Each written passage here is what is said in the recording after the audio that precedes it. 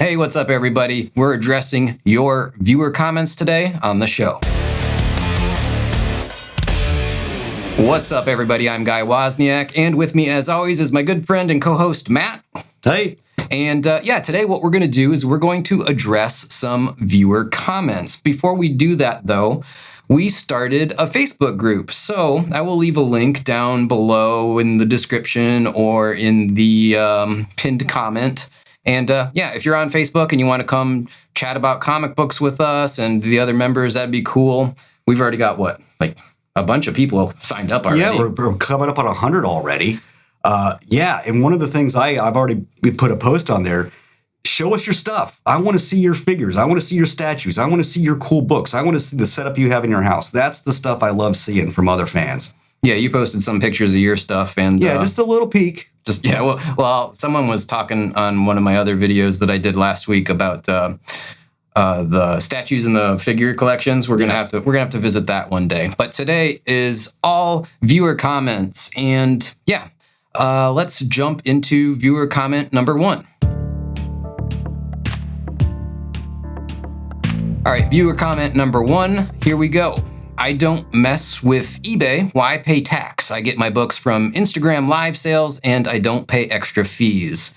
Now, this is in reference to my video that I did, which was like 7 rules for comic collecting. And one of my rules talked about like eBay prices and whatnot. Mm-hmm. And this person just kind of injected like, don't bother buying on eBay. I gotta say, I have been burned more than a couple of times, and the only place that ever had my back as a consumer was eBay. So, I mean, what are your thoughts on this? eBay does offer a lot of seller protections. I have never bought a book on Instagram. I am not even on Instagram. I almost have no social media presence at all. That's by design. I think, social media as a whole, it's a mess. But anyway, I've never bought anything off it, so I can't really talk about that. But you're paying sales tax. If you live in a state with sales tax, you're going to have to pay the sales tax for that product. I mean, absolutely. But I live in Florida where we have sales tax, so it's not something I even think about anymore. Yeah, sure. The thing that worries me about, and it doesn't matter if we're talking about Whatnot or Instagram or Facebook Marketplace, there's no protection as the consumer. I mean, if you purchase with PayPal, at least you have that level of protection. But I'm telling you, I had a guy once and it seemed legit. It wasn't like an obvious fake account or anything. I believe this was on Marketplace, but same difference. It doesn't really matter. Amazing Spider-Man number 300. Reasonable price. It wasn't a too good to be true price. I paid the guy. He was communicative the whole time. And then the book wasn't shipped, and the book wasn't shipped, and the book wasn't shipped. And a week went by, and he's replying with, excuse this, excuse that, sorry. And then one day he just ghosted me, and I had to go through the PayPal, whatever they call it, dispute system. Mm-hmm. And, I did eventually get my money back. But, I've never had a problem, buying from legit retailers, whether we're talking about, My Comic Shop or whatever, or buying on eBay. This is the level of protection. I mean, I'm not saying don't buy on these other platforms, whether it's Instagram or Whatnot or Facebook Marketplace, but you got to be careful, a lot more careful. It's not for me. Yeah, you do get protections from buying on eBay and going through PayPal to pay for things. But I mean, that's kind of like what I see it as that's the tax for your protection kind of thing. I mean, I've had some problems buying things off eBay for sure. I mean, who hasn't, But their dispute system is set up in place, for just such occasions. And it's always worked out to my benefit. I've never really been burned that hard of buying things on eBay. Yeah. Well, so anyway, shop where you want to shop. If you've had good experiences elsewhere, let us know in the comments down below. I'm going to stick with what I know is safe for the most part. Yeah. Let's move on to the next viewer comment. All right, if I'm looking at my phone here, it's just so that I can read this one. So I'm not trying to avoid eye contact with you guys. But this was from the low grade versus no grade video that we did a while back. And I thought it was an interesting comment, so I brought it up here to discuss it in detail. Guys, higher grade slabs, even some 8s, probably shouldn't be popped out. If you really want to read them, there's plenty of trade paperbacks and digital formats out there. Don't ruin your books. I mean, I don't know if I would call this a controversial take. And maybe our take in that video of like, neither one of us really keep things slabbed. You know, you've got a lot of Signature Series stuff, of course. Yeah, that stuff. Yeah, like I said in a previous video, all the slabbed books I really have now is because they're signed. That's it. And I got some really cool, signature books. That's the only reason they're slabbed, because they're signed. And I'm not past cracking a book open to add another signature onto it. I've done that a few times. Yeah. But I have taken some hits, on the grade. But I'm at the point now where I'm not really looking at these things as an investment. I'm looking at these things as something that I want to have because I think it's really cool and it's fun. I mean, that's pretty much where I stand on this too. I like having access to the book, and having it sealed up in a plastic, hermetically sealed container makes it feel like I don't have access to the book. So that's why I open them up. And I don't even really buy slab books that often unless it's advantageous for some reason. There's no other alternatives, or like I can get an 8.0 slabbed for cheaper than a raw book because of how people kind of try to get you into that spending too much because of FOMO on a raw. Like, is this an 8 or is it a 9? You don't know till you get it. Like, if I buy an 8, I know I'm getting an 8. Yeah, exactly. You're getting an 8.0. Yeah. So occasionally I do if it's advantageous for me, but for the most part, no. But what about this comment where, and this is a regular viewer. I didn't jot everyone's name down, but I recognize the name, and he's a great viewer. So I'm not knocking him, but the take of even 8.0s, don't open them, don't ruin your books. What do you think about that perspective? Well, I mean, if you're caring for your books properly and you're storing them properly, I mean, you're not going to ruin your book unless something catastrophic happens, like you're taking it out of there and you damage it while you're taking it out of the case, which can happen. Yeah. Or you drop it, or something like that.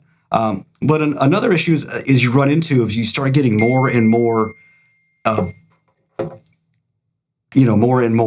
graded books, is you run out of space, because graded books take up considerably more space than a raw book. I never really thought about that. How much, you're probably like 3, 4, 5 comics per raw book in terms of storage space. Yeah, at one point I had over 300 graded books, because I was selling things and stuff like that, and you run out of room really quick. I mean, they start to really stack up and take up a lot of space.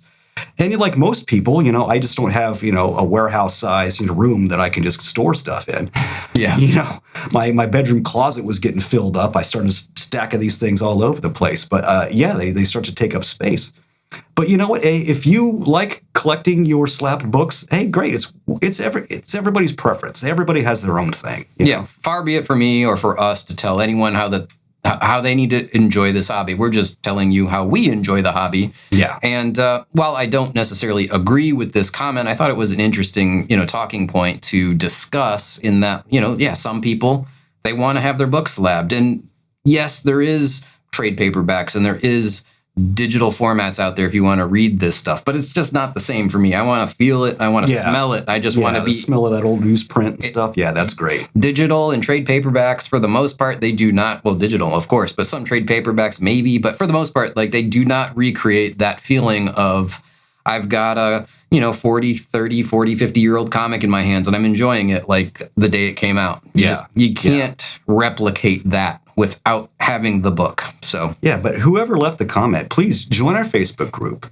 Post some photos of your stuff. I'd love to see it. If you have a huge collection of graded stuff, show us. I love seeing that kind of stuff. Yeah, for sure. That's a good point. Let's jump on to the next viewer comment. But before we do that, a little word about our 10,000 subscriber giveaway. One of you will win this collection of Wolverine comics when the channel hits 10,000 subscribers. This is the 1982's Wolverine miniseries, issues 1 through 4 from the legendary team of Frank Miller and Chris Claremont. So let's keep it real simple. If you want to win these books, do 2 things. First, be sure to subscribe to the channel, because only subscribers are eligible for this giveaway. Second, when we hit 10,000 subscribers, I will post the giveaway announcement video. You have to see this video to find out who will win, so make sure that you have notifications turned on, because you don't want to miss that. Now let's get back to the discussion. So the next comment I have here is also from the 7 Rules for Collecting Comics video that we posted last week, I guess it was. And in that video, I kind of said one of my rules was to collect the key books first, if you're filling a run. Yeah. Okay, so that's the context here. And this user said, "Don't agree about keys first. Most comic collectors are actually readers and enjoy collecting and reading and building out collections. I collect ASM, but I could never afford all of the keys ever." And I guess like that was taken out of context. Like, I'm not suggesting buy Amazing Spider-Man #1 because you're intending to get an entire run of Amazing Spider-Man first. Yeah. I get that's too expensive for almost everybody on Earth. Of course, I mean, buy the keys first that are within the scope of what you can afford. Yeah, that's the way, because I wasn't here when you made the video. That's the way I kind of took it is, yeah, if you can get some of the keys out of the way first, then by all means, yeah, you should do that. And I agree with that. But yeah, like they said, some of them are just super expensive. Yeah. Like I'm working on a Tomb of Dracula run. Really fun book if you've never read it. Tomb of Dracula's got some really good stuff, some awesome covers and artwork. It's a really fun read. But yeah, the first is Tomb of Dracula #10, the first Blade. That's a very expensive book right now. I mean, it always has been pretty expensive, but recently it's really blown up. And that's a very expensive book. I still don't have it, but I've got almost everything else. I've only got like 4 or 5 issues left. But yeah, I don't have it yet. But I've got a lot of the other keys, like the first Lilith and things like that. I've got those, but yeah, not that one yet. But yeah, if it's affordable and within your reach, yeah, you should probably try to hunt those down. Get the pricier ones first. That way you can really, when you're out and about, comic shops and conventions and stuff, you can dig through and find the ones you're looking for. That's a lot of fun. I thought that was obvious, but I mean, I guess I should have been more clear in what I was saying. And like, yeah, if it's prohibitively expensive, then of course don't get that one first. Like I have like pie in the sky dreams of having a full Amazing Spider-Man run again. But I say again, my previous run was from issue 100 through 700 plus a few Silver Age pre-100 books, not many. Yeah. And like, yeah, I'm never going to have Amazing Spider-Man #1 or first appearance of Green Goblin was at 14, I think. I'm probably never going to own any of those, but I can afford Amazing Spider-Man #300. So I bought that one and got it out of the way as early as possible. You know what I mean? Yeah, it is. It's nice to have like the relief of, okay, now the pressure's not on to find those more expensive books. Now I can just I've already got them out of the way. Now I can start focusing on filling in the rest of the run, which is, like I was saying, Tomb of Dracula. Those books are pretty cheap. You're not getting find a lot of really expensive books in just the standard run. So yeah, you could just focus on that at that point after you get the keys out of the way. All right, so let's jump on to viewer comment number 4. All right, this was from the comic book investing video that I did a long time ago, actually. I think that might have been before you were even jumping on here with me, but I thought this was an interesting comment, so here we go.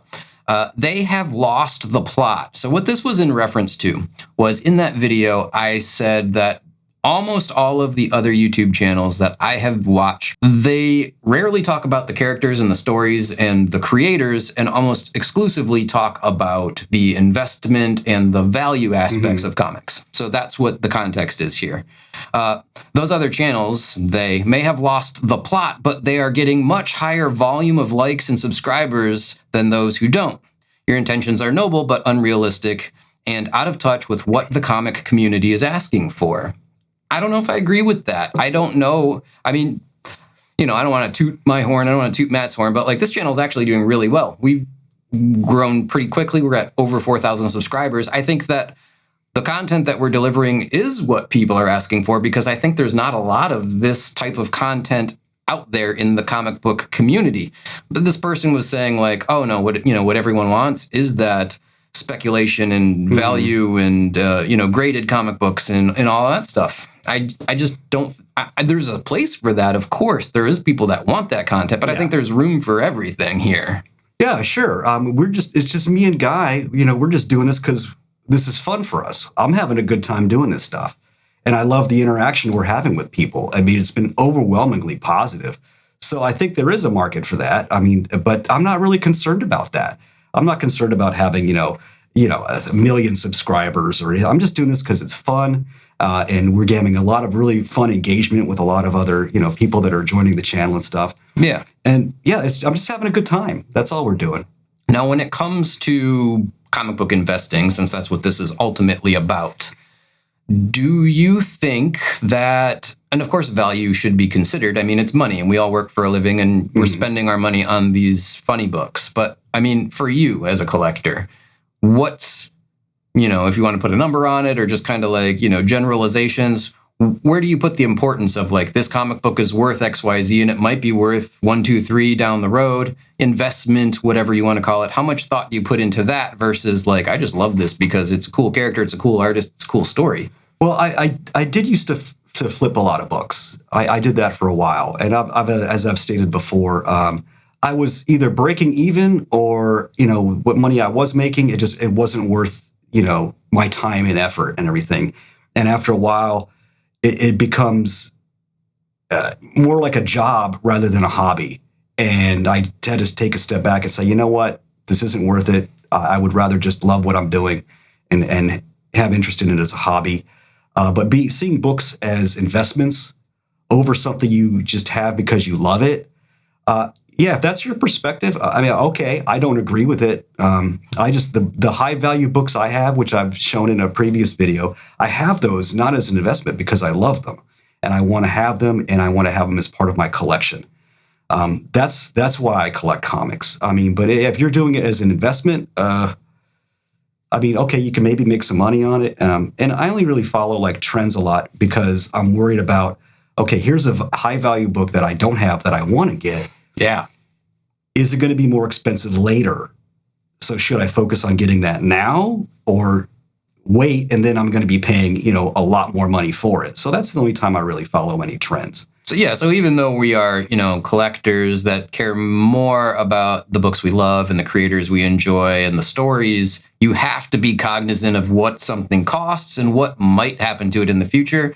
And, it might even go the reverse where it's like, oh, I own this thing and I have a feeling it's going to drop in value. Maybe I sell it now and then I'll pick it up again in a year or two, which you've told me some stories about doing that. Yeah, I've done that. But I've stopped doing that. Just because I want to have fun in a hobby that I love doing. All right, next one. Where are we at here? Number 5. This was from the, what was it, 25, top 25 affordable key books video that we did a couple weeks ago, which went gangbusters, got I think close to 10,000 views on that video already. Yeah. So thanks to everyone that watched it. We're going to have another one that's going to be super affordable key books because of comments like this. Here it is. I have never commented on your channel, and I'm sorry to be that nitpicky person, but I think y'all are really overestimating what's affordable. In that video, we said affordable key books, $250 and under. And for the most part, I got a lot of really favorable commentary, but some people did say, like, are you crazy? 250 bucks is not affordable. I don't know. How do you address that? I did say in the video that this is something you might have to save up a little for, but it's something, you could easily achieve. I feel like, let me interject here because that's an important point. Almost everybody could easily achieve buying maybe 2 or 3 of these a year. We're not saying you got to buy them all right away. But, if you're working for a living and, doing better than really not good, you could probably spend $250 or $500 a year and get a couple of key comic books. I don't think that's outside of the realm of affordable. I don't know. Maybe I'm...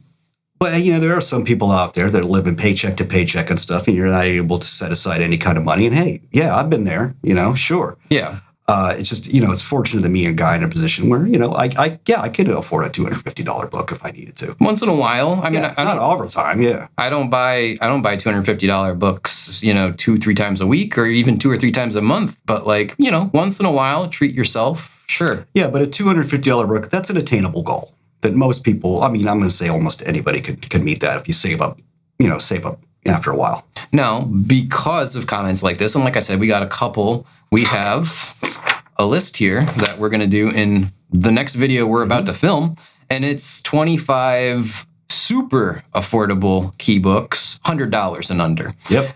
Something to remember when we are talking about this next one that we're going to do, or the previous video that was $250 or under. Just because we said I don't know, arbitrarily, let's just say New Mutants 87. You can get that for $250 in whatever grade. Doesn't mean you have to get it in that grade. Get a more affordable version of it. We were obviously pushing the boundaries of what you can get for $250, but you can get a New Mutants 87 for $50. And maybe it's not a 9.8 or a 9.6 or a 9.4 or a 9.2, but there is a copy of New Mutants 87 out there for almost everybody at almost every price range. Yeah, those prices were at the upper level of the keys. And our limit was $250. So yeah, a book that's, $240 and it's a 9.6. Well, you know what? Get a 9.0. That's going to be way more affordable. Yeah. So anyway, just wanted to address that comment because it's a legitimate question. And $250 is a lot of money for some people, but there's alternatives. Get cheaper versions, or maybe, cut back and don't buy comics for a little while, whatever it has, whatever it is that you have to do. But yeah, I don't know. Thought it was an interesting topic and wanted to address it. On to the next one. This was from that 7 Rules of Comic Collecting video that I posted last week. Let's see what they say. Great overview, thank you. I would also add, buy only what you love, not what you think is going to go up in value. And I think that's the thing that I wanted to touch on this one, because we kind of preach that here is like, it's not about the value. It's not about the speculation and all of that. It is literally bottom line, buy what you love. There's no better way to put it than how this commenter did. Yeah. I only buy things that I want because I love them and I love the stories. I love the artwork. That's why I buy. I only buy stuff that I want to have. Not because it's going to go up in value. The only time that comes into play, like I said earlier, is if I think the book's going to go up later. So I want to get it sooner rather than, later when it's, much more expensive. That's the only time that pops into my head, really. I don't see books as an investment anymore at all. And I think I'm better off for it. I mean, you've never sold off all of your comic books, no. Right? I've done it 3 times, I guess. Well, 2 times for sure. I think I'm on my 3rd collection. And I was mentioning earlier in a different video, it's kind of fun to go back and get all this stuff again. It's horribly inefficient, financial decision. But how many times have I owned one of the books I showed in that video, Amazing Spider-Man 252? I've owned it now 3 or 4 times because it's I buy my stuff and sell. I'm not selling comic books to make money, though. I'm selling comic books because it's I got to free up space, or I'm not so well off that I can collect and entertain myself with every hobby that comes across my path. You can see there's a guitar over there. That's a Gibson Les Paul. They are not inexpensive guitars. If I want to focus my interest on guitar for a while, I've got to sell something else, something in, something out. Yeah. I don't just spend. So that's why I've sold all of my comics in the past multiple times. But yeah, I mean, I'm having a lot of fun recollecting stuff. And, it's something anyway. Yeah, I've had to go back and rebuy books that I've sold. Because like I said, people, you fall on hard times sometimes. That's happened to me. I'm not immune to that. And I've had to sell stuff, because I needed money, for whatever reasons. And, I regret it and have to end up buying it again later at, a higher price. But yeah, that's just how life is, man. You never know what's gonna happen to you. You have these expenses and you have to sell your stuff. But yeah, I've never done that because I'm oh, okay, this is, I'm hanging on to this because it's going to be more valuable later. No, if I need the cash, then it had to go. So yeah, I just wanted to pull this one up and just really focus on it because it's such a good comment. Then it really is representational of what we say here all the time. Don't buy what other people love. Don't buy what other people are saying is going to be valuable. Just get it, enjoy it, read it, and if it happens to also be valuable, that's cool. That's a nice icing on the cake, right? Yeah. All right, next comment. So we did let's not call it a review because it was just 2 issues that had been published when we did it, but we did a first impressions of the title Skinbreaker, which is by Robert Kirkman and David Finch. Got tons of comments on that video. Yeah. And this one was more in line with what most of the people were saying that agreed with us. Yeah, the overwhelming majority of people, the comment section, was agreeing with us that, the story was pretty pretty bland and non-existent and predictable. And again, the artwork looked great. Yeah. So this comment, I'll just read it real quick in case someone's just listening and not watching the screen. Of course, I'll have it up on the screen too. But Finch's art is what sells this book. The story just isn't there. Feels like Kirkman is running on fumes. I mean, that might be a little more angry than we put it in the actual video, but it was for me a big disappointment. There was some comments on that video though, people that really enjoyed it. And I mean, of course, like different strokes for different folks. Sure. I know some people are going to like it, but overwhelmingly, I think that the sentiment was more or less this, which is that like, yeah, the art's great, but the story's meh. Well, I think that's a problem a lot of books that are out right now have is it seems like they wrote a story for one book and they're stretching it out over 5 to 6 issues. Right. That's what this kind of seems like. Like this is a story that could have, the first 2 issues could have been condensed into half an issue, really, all the events that took place. That seems to be like a real common occurrence these days. Just you're stretching out like this loose plot that you have over way too many issues, and it just becomes boring. I just relatively recently, like not yesterday or anything, but since I've been back into collecting comics for the last few months, heard the term. I've never heard this term before when I collected comics years ago. That company or that author was, how do they phrase it? Like writing the book for the trade, meaning, I guess, like, and these stories are specifically to sell trade paperbacks. Yeah. They're meant to be consumed in 6 and 10 and 12 issue chunks and not as single issues. I don't know if that's a real thing or not, but it's starting to make a lot of sense. Like the more and more I read of current comic books. Yeah, I don't know if they make more money on trades or not, rather over individual issues. Maybe trades are quicker and easier to make. I don't know. I don't have any kind of like insider knowledge of the comic industry at all. I just know what I see in front of me.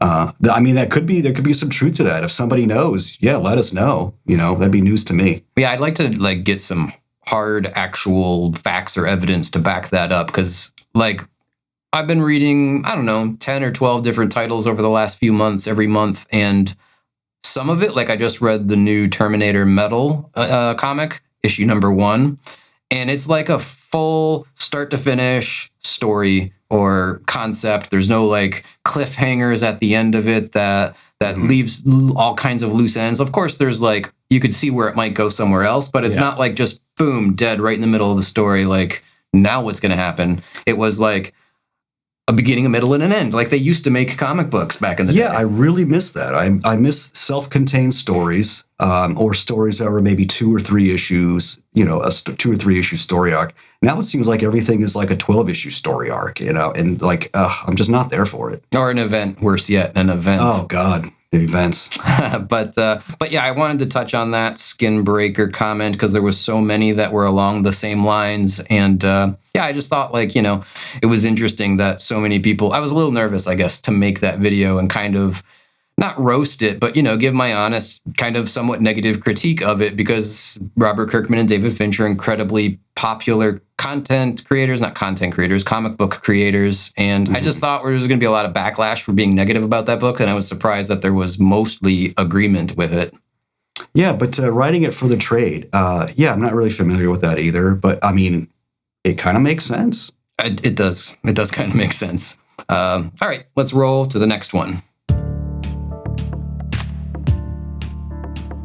So this is a comment on a video we did a while back, and it was showing off Matt's collection of art. So here's the comment, and then I'm going to probably just let you run with this one because it's, all right. It was your art collection. But to the point that some artists charge astronomical prices, and you made that comment in that video. You said like, some people like, I think you might have said like, who the heck does this guy think he is charging this much money or something, right? Something like that. Yeah. So to the point that some artists charge astronomical prices. You have to remember that artists are free to charge what they think their art is worth, and the market will support their belief or correct it. For example, I would never pay $1,000 for a John Romita piece, but I would for a Bill Sienkiewicz. And art prices are subjective. Run with it. Well, sure. Yeah, that's obvious, right? Yeah, you're right. Prices are subjective, and artists will charge what they think their time and effort is worth. Absolutely, I agree with that. But there are some artists who will go to a convention. I've seen this, I don't know how many times. They have astronomical prices.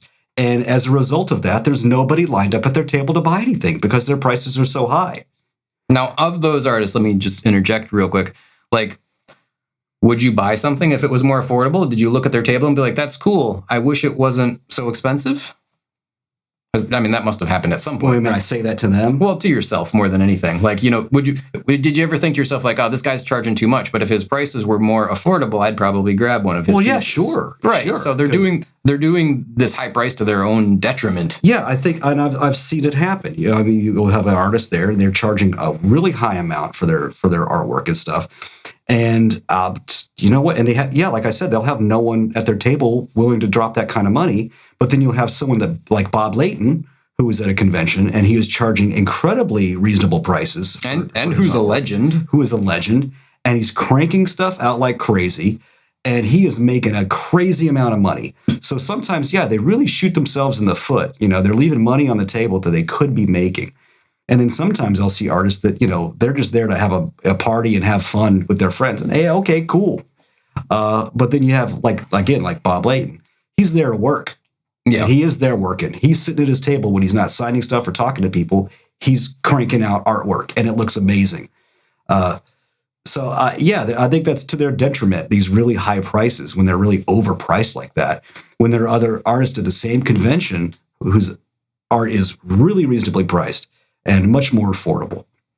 But, bottom line, of course, like, doesn't matter if we're talking about artists selling their art or vendors selling comic books or the guy selling cheeseburgers over at the food court. Like, people are allowed to charge whatever they want, of course. And if the market agrees with the price, the market will pay the price. Of course. Like, this is stuff you don't really have to, like, explain. We know this. You wouldn't pay $1,000 for a John Romita piece. Hey, okay. I would, and I did, because I love John Romita, and I love that I have a piece from him. But you said Bill Sienkiewicz, I'm probably butchering his name, which we frequently do. Bill Sienkiewicz, I do have some original art from him as well, which, again, he's a fantastic artist.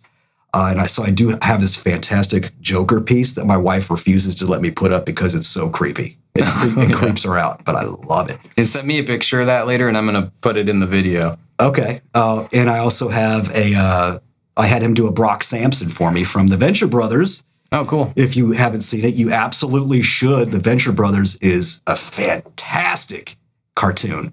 It was on Adult Swim. It's amazing. Yeah. But Bill Sienkiewicz did the artwork for one of the DVD box sets, and I had him do a Brock Sampson for me. And then I saw Patrick Warburton. He's doing a stand-up show now, and he was really cool, and he signed it for me. So that was really awesome. Yeah. But I agree 100%. Bill Sienkiewicz is an amazing artist, and he does charge quite a bit for his work. And I agree, 100% worth it. The bottom line is, and again, these guys can charge whatever they think their time and craft is worth. But if you're like a new up and coming, maybe, quote unquote, no name artist, maybe see what other people are charging and adjust accordingly. I first saw Jorge Molina, who's really talented artist. I first saw him at a convention. I didn't really know who he was, but I really liked his artwork. So I had him do, some pieces for me and stuff. And they were like super cheap.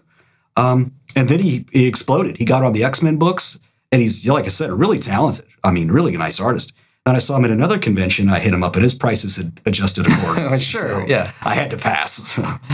Anyway, I don't want to beat that one to death. I just thought that was a cool topic, and more people need to watch the original art collection video. It did okay. There's more than a couple of views on it, but you should go back and look at all of the amazing pieces that Matt showed us on that video. Yeah, that's just a small taste of what I have. I have quite a bit of original artwork at home. Now, let us know down in the comments below or over at the Facebook group, the Comic Book Guy Facebook group club, if you like these viewer comments videos. And what we'll do is maybe not every week, but maybe once a month, we'll go through the comments and pick out 10 or 12 of, some of the ones that we think might be interesting to talk about. Specifically, though, leave comments on this video about things that you would like us to talk about in the future, because if we can come to one place and get all of the comments from one place, it will make our life a lot easier. Oh, yeah. So yeah, let us know if you'd like to do more of this, and if you have specific things that you want addressed in the future video, leave them in the comments below. Any closing thoughts from you, sir? No. I did see another comment that I thought I would talk about. I've seen a couple people bring it up, is the amount of ads that are in our videos. Oh yeah, that's right. You said let's mention We have no control over that whatsoever. That's YouTube. So take it up with them. And I agree, there's way too many ads in videos. It's on or off basically, and of course ads are going to be on, like, it's money, right? But yeah, nothing I can really do about that in the little YouTube admin page or whatever. What I would suggest, though, pay the $15 or $16 a month for YouTube Premium. That is the only streaming service that I keep on month in and month out. I watch so much YouTube that, like, not having ads is worth the $16 a month or whatever it is. I would rather have YouTube than Netflix. I'd rather have YouTube than Disney Plus. So, like, that's the one that I never shut off. I shut off all the other ones periodically. Something new I want to see, like Stranger Things Season 5 is coming out. I'm going to turn on Netflix. I'm going to watch it, and I'm going to turn it off and be done with it for months. But YouTube, it's worth the money. Get the premium. You'll thank me. Now that I think about it, I do drive around quite a bit. And when I am driving around, sometimes I'm driving like an hour and a half, 2 hours at a time. Yeah. And I will turn on just YouTube videos, and it's super annoying when ads keep coming up. And if you let them run, some of them just keep going. Oh, yeah, yeah. To having to look down at them as I'm driving on the highway, trying to hit the skip button. And, maybe because I've never paid for YouTube Premium. That makes me kind of think about it right now. Do it. You'll thank me. But here's the other cool thing about YouTube Premium. If you don't have Premium, the app needs to be open on your phone for it to work. You can turn your phone off and it'll still run. So if you have a podcast on or music, if you're using, there's a gazillion songs on YouTube. You could load up a playlist, and just let it play. Turn your screen off, push the button, turn your screen off, and it'll keep playing. So, like, that's an extra nice feature that comes with Premium. If you do that sort of thing where you listen to podcasts or just listen to stuff for long drives or whatever. Yeah, putting on like an hour-long video while I got to drive somewhere, that's nice. Yep. All right, well, that will wrap this one up for today. I think, keep, what do I want to say? Subscribe, click the buttons, the subscribe button, all that stuff down below. We would definitely appreciate it. And that'll wrap it up for today. So what do we always say? Keep collecting comics, keep watching our videos, and until the next one, bye now. Bye now.